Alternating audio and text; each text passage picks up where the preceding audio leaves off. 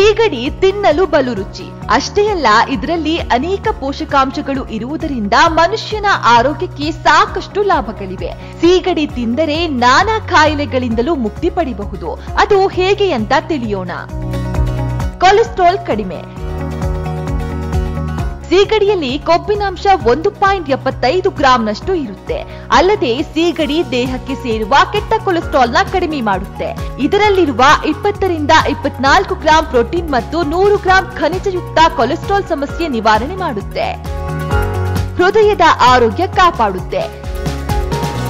ಸೀಗಡಿಯಲ್ಲಿ vitamin A, calcium, ರಂಜಕ, potassium ಮತ್ತು selenium ಇದ್ದು ಇದು ಹೃದಯದ ಆರೋಗ್ಯವನ್ನ ಕಾಪಾಡುತ್ತೆ.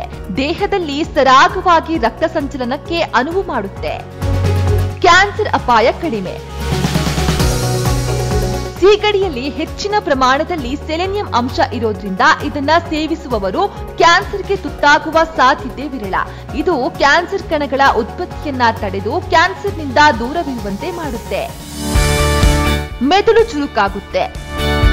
ಸೀಗಡಿಯಲ್ಲಿ ವಿಟಮಿನ್ ಡಿ, ವಿಟಮಿನ್ ಬಿ12, ಅಯೋಡಿನ್ ಪ್ರಮಾಣ ಹೇರಳವಾಗಿದ್ದು ಇದರ ಖಾದ್ಯ ತಿಂದರೆ ಮೆದುಳು ಚುರುಕಾಗುತ್ತೆ. ಬುದ್ಧಿಮಾಂದ್ಯತೆ ಹಾಗೂ ಮೆದುಳು ಸಂಬಂಧಿತ ಕಾಯಿಲೆಗಳು ಸುಧಾರಣೆಯಾಗುತ್ತೆ.